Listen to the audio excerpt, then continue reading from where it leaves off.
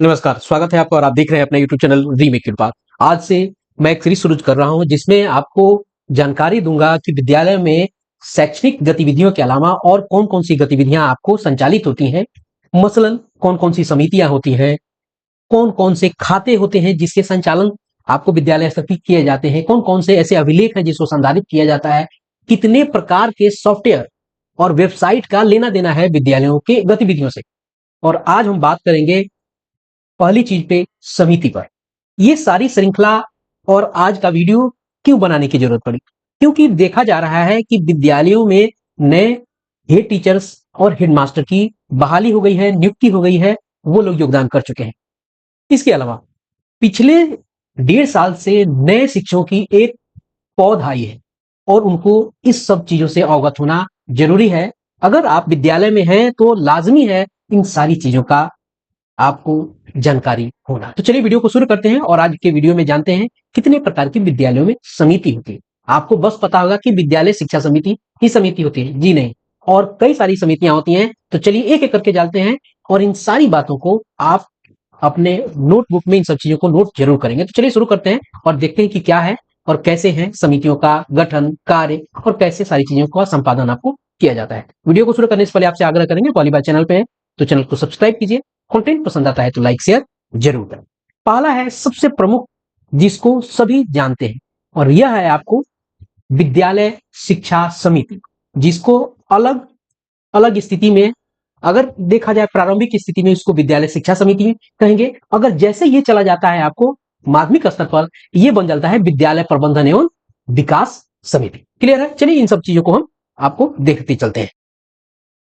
हम सब पूर्व से अवगत हैं विद्यालय शिक्षा समिति से, तो सिर्फ यही नहीं होती है और इसका स्तर भी है। किस स्तर पे आपको कौन सी समिति कार्य करती है? स्तर कहने का मतलब है प्राथमिक स्तर, प्रारंभिक स्तर, माध्यमिक स्तर, उच्चतर माध्यमिक स्तर। इन सब जगहों पे अलग अलग स्तर पे ये सारी समितियां कार्य करती है। तो चलिए देखते चलते हैं।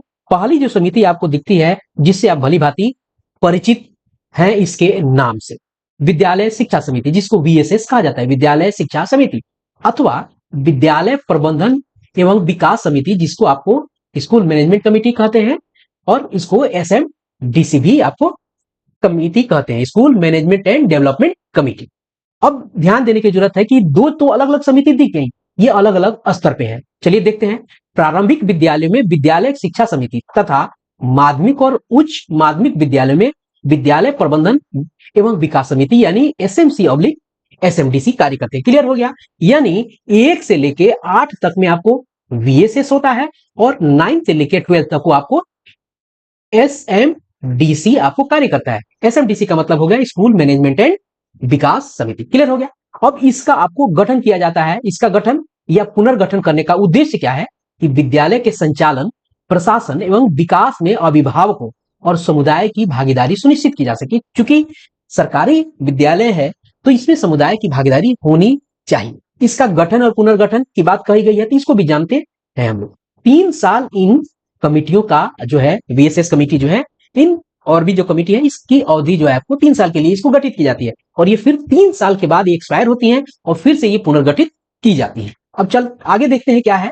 सरकारी विद्यालयों में शिक्षा की गुणवत्ता एवं उत्तम और बेहतर हो सके, उसकी गुणवत्ता जो है, एक तो गुणवत्ता हो, वो गुणवत्ता उत्तम हो और वो बेहतर हो सके, छात्रों को अच्छा वातावरण और अध्यापन का माहौल मिल सके, और आगे जो चीजें कही गई है, स्थानीय समुदाय की भागीदारी के साथ शिक्षक और अभिभावक एक साथ मिलकर विद्यालय के सर्वांगीण विकास के लिए काम कर सके। यूं कहें कि आपको विद्यालय और समुदाय का आपको एक साथ होकर विद्यालय संचालन करने की एक व्यवस्था है।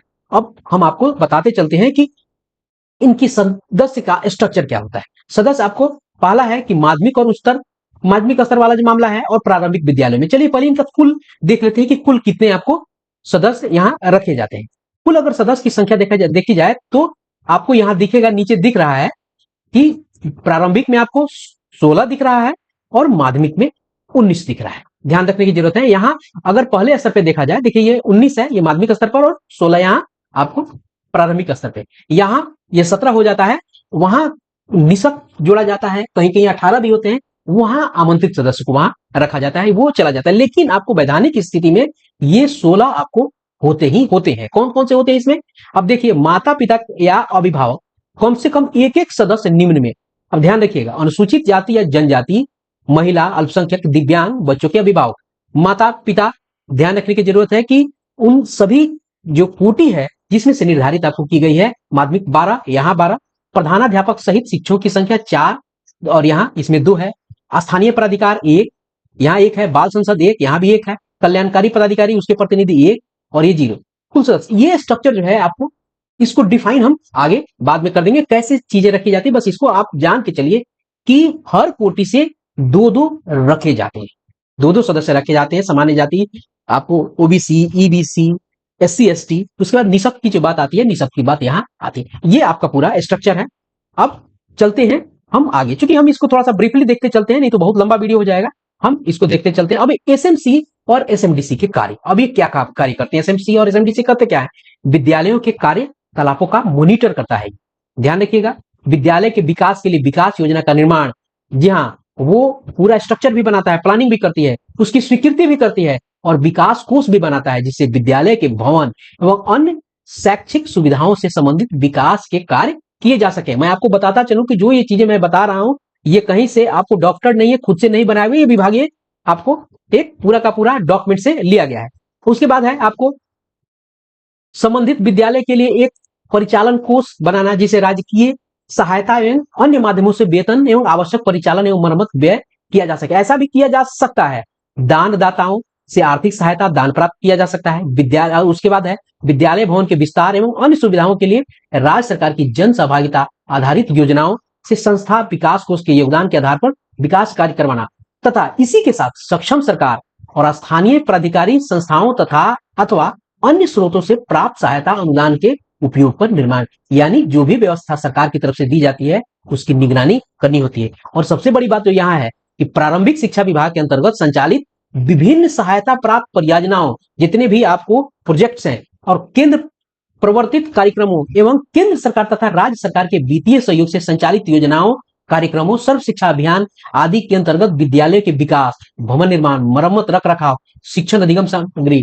जिसको टीएलएम बोलते हैं, शिक्षक अधिगम उपकरण, विद्यालय कंपोजिट ग्रांट एवं अन्य ग्रांट आदि मदों के अंतर्गत उपलब्ध कराई गई राशि प्रावधानों के निर्माण, विकास कार्य कराना, ग्रांट का राज्य सरकार और सर्व शिक्षा अभियान और अन्य प्राधिकृत संस्था द्वारा जारी दिशा निर्देश के अनुसार उपयोग कराना। कुल मिला के कहा जाए कि विद्यालय स्तर पे कोई भी चीज अगर कार्यान्वित होती है तो ये सहभागिता से होगी। उसके बाद अगर दूसरी कमेटी है, दूसरी कमेटी बनती है, दूसरी समिति बनती है, वो समिति है आपको बाल संसद। ये बाल संसद बनती है आपको प्रारंभिक विद्यालय में नामांकित छात्र छात्राओं द्वारा बाल संसद का गठन समुचित शैक्षणिक वातावरण के निर्माण एवं छात्र छात्राओं के समग्र विकास के उद्देश्य से किया जाता है। इसके मंत्रिमंडल में 14 सदस्य होते हैं। प्रारंभिक यानी 1 से 8 में इसकी व्यवस्था आपको की जाती है। ये क्लियर हो गया। 14 इसमें लोग होते हैं। कौन कौन से होते हैं हम इसको आगे देखेंगे। तीसरा है मीना मंच एवं किशोरी मंच। ध्यान रखिए 1 से 5 में मीना मंच नहीं होता है। आगे 6 क्लास से लेके 6ठी क्लास से लेके ऊपर ये मीना मंच, किशोरी मंच बनते हैं। चलिए देखते चलते हैं। मीना मंच प्रारंभिक विद्यालय, मीना मंच प्रारंभिक विद्यालय में 6 से लेके 8 में, किशोरी मंच माध्यमिक एवं उच्च माध्यमिक विद्यालय में होते हैं।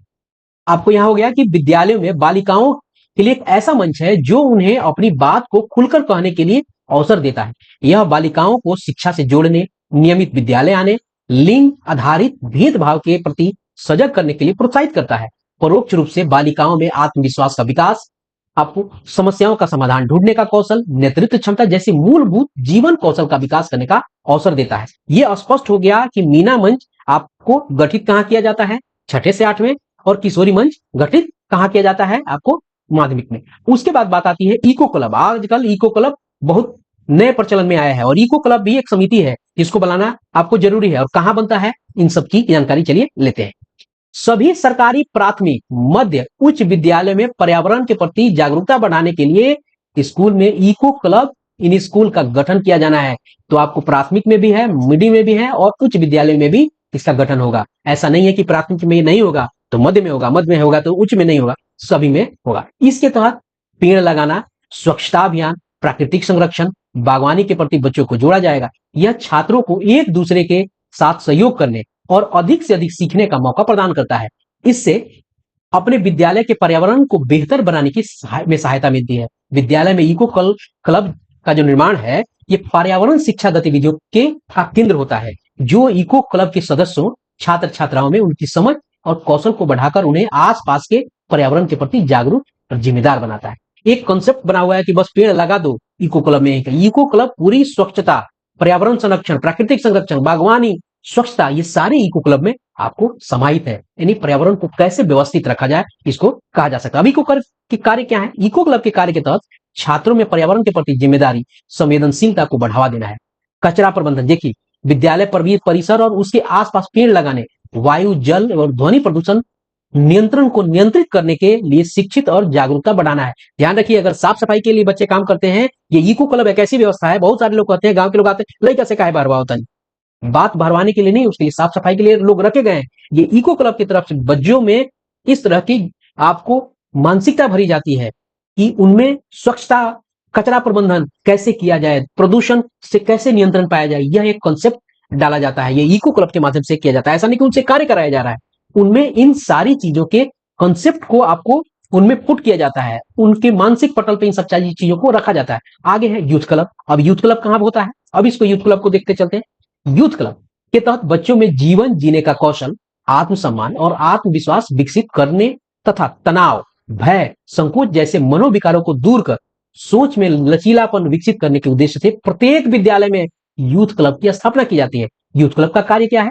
यूथ क्लब के कार्यों में समस्त खेल, शारीरिक गतिविधियों, योग, ड्रामा, वाद विवाद, संगीत, कला एवं सांस्कृतिक गतिविधियों एवं रीडिंग गतिविधियों आदि का आयोजन करना है। बच्चों में आत्मविश्वास बढ़ाना तथा उनके व्यक्तित्व का सर्वांगीण विकास करना यूथ क्लब आपको है। आगे है और कमेटी कौन सी है? ये प्रमुख कमेटी है, ये है आपको आपदा प्रबंधन कमेटी। आपदा प्रबंधन कमेटी क्या करती है? आपदा प्रबंधन कमेटी विद्यालय में सुरक्षित माहौल रखने के लिए विद्यालय आपदा प्रबंधन समिति का गठन आवश्यक है। विद्यालय आपदा प्रबंधन समिति का कार्य विद्यालय के अंदर एवं बाहर तथा घर से विद्यालय और विद्यालय से वापस घर तक, जिसको H2H कहा जाता है, यानी होम टू स्कूल और बैक टू होम, यानी इसके बीच में कोई भी चीज अगर आपदा आती है, इसको कैसे मैनेज किया जाए, घर से बच्चे स्कूल आए और स्कूल से बच्चे घर तक जाएं, इसके सुरक्षा को एक कंसेप्ट के रूप में यहां डालकर और इसके ऑब्जेक्टिव को डालकर ये आपदा प्रबंधन समिति कार्य करती है और यही उद्देश्य है H2H। अब यहाँ क्या है कि चिन्हित सभी जोखिमों, यानी घर से विद्यालय और विद्यालय से घर जाने में के इस दौरान चिन्हित जो जोखिम और होंगे, इसका प्रबंधन की व्यवस्था की जाती है। चलिए आगे देखते हैं। चिन्हित जोखिमों के कुप्रभावों का शमन करना है, यानी क्या है कि घर तथा यहां विद्यालय के अंदर और बाहर, जिसमें है कि घर से विद्यालय एवं विद्यालय से वापस घर तक चिन्हित सभी जोखिमों को प्रभावों का शमन करना है। अपने विद्यालय के बच्चों, शिक्षकों हेतु विद्यालय को एक सुरक्षित स्थान के रूप में बनाए रखना है। आपदा प्रबंधन समिति कार्य करती है। और कैसे इसमें इसका गठन कैसे होता है? प्रधानाध्यापक की देखरेख में विद्यालय आपदा प्रबंधन समिति का गठन किया जाएगा। इस समिति में 13 सदस्य रहेंगे। चलिए उन 13 सदस्यों को देख लेते हैं। वीडियो आपके काम का है, आपको इसे अगर वीडियो तेज है आप इसे रोक के देख सकते हैं, लेकिन जानना जरूरी है। ये कॉन्सेप्ट एक बार चीजें क्लियर हो गई तो विद्यालयों में इन सब चीजों की बात आपको करने में और इन सब चीजों का गठन करने में स्पष्टता हो जाएगी। प्राथमिक विद्यालय 1 से 5 में यहां देखिए कितने हैं, कौन कौन से उसमें हो सकते हैं। बाल संसद के 6 मंत्री, बाल सुरक्षा मंत्री और उप मंत्री, विद्यालय शिक्षा समिति के अध्यक्ष, फोकल एक शिक्षक, सचिव होंगे इसके, बाल प्रेरक 3 और हो गए कितने हो गए ये टोटल आपको 13 हो गए। इनको अगर जोड़ेंगे वो 13 हो गए। उसके मध्य विद्यालय में बाल संसद के मंत्री 6, बाल सुरक्षा मंत्री और उप मंत्री 2 बनाए जाएंगे। मीना मंच की मीना और उप मीना, इनकी संख्या 2 होगी। विद्यालय शिक्षा समिति के अध्यक्ष इसमें 1 होंगे, फोकल शिक्षक इसमें इसके सचिव होंगे, बाल प्रेरक 1 होगा और कुल संख्या 13 हो जाएगी। बाल प्रेरक बच्चों में से चुना जाएगा। अब आगे देखते हैं, ये हमने मध्य का जान लिया। अब उच्च माध्यमिक विद्यालय में, उच्च विद्यालय में, माध्यमिक विद्यालय में कैसे होगा और उच्चतर माध्यमिक कैसे होगा? प्रधानाध्यापक जो है इसके आपको अध्यक्ष होंगे, फोकल शिक्षक आपको इसके सचिव होंगे और फोकल शिक्षक 1 होंगे, वो एक संयोजक बनाए जाएंगे। ध्यान रखने की जरूरत है। किशोरी मंच की बालिका की संख्या कितनी होगी? 5 होगी। इको क्लब के बच्चे इसमें 3 रहेंगे, बाल प्रेरक 2 रहेंगे, संख्या 13 हो जाएगी। यानी कुल मिलाकर 13 सदस्य होंगे। ये पूरा का पूरा आपको स्ट्रक्चर है जिसके माध्यम से हम लोगों ने इन सारी बातों की जानकारी प्राप्त यहाँ की। आशा है आपको इन सब बातों की जानकारी होगी। आगे हम आपको बताएंगे कि कैसे और कौन सी गतिविधियां विद्यालय में संचालित होती हैं अगर आपका कोई भी कंफ्यूजन है, आप जरूर हमें कमेंट बॉक्स में लिखें, उसको हम एलोबरेट करके आप तक जरूर सूचना पहुंचाएंगे। तो इस वीडियो में इतना ही, मिलते हैं जल्दी ही नए कंटेंट और नए इन्फॉर्मेशन के साथ। फिर मिलते हैं, अपना ख्याल रखिए, जय हिंद।